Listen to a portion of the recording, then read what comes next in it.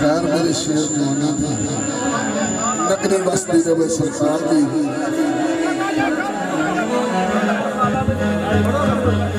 hello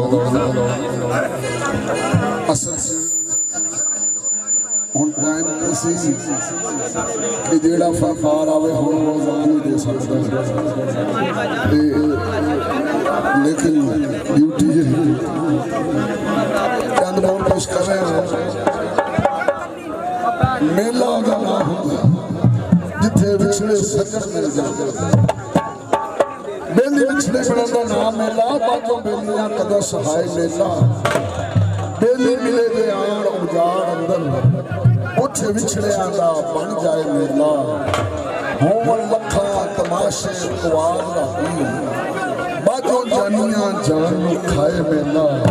पुछो उन्हां नूं जिन्हां दे संग टुटे मेले विच कूकण हाय हाय मेला मैं होया की होया जे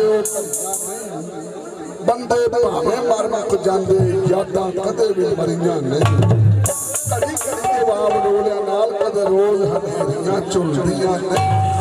बेबे औखड़े सौखड़े लंघ जाते सजन याद रहिंदे गल्लां भुलदियां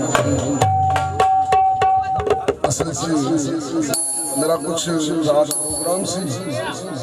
ते भाई ने मजबूर भी किया कुछ दिला भी नहीं काम करे मैं कहा यार आज माफ़ी दे दे ते उन्हें कहा जी नहीं लेकिन सरकार की हाज़री है तो सब तो पहले चंद बोल नाथ दे पेश कर रहे हैं उस तो बाद जनाब कुछ फरमाइशां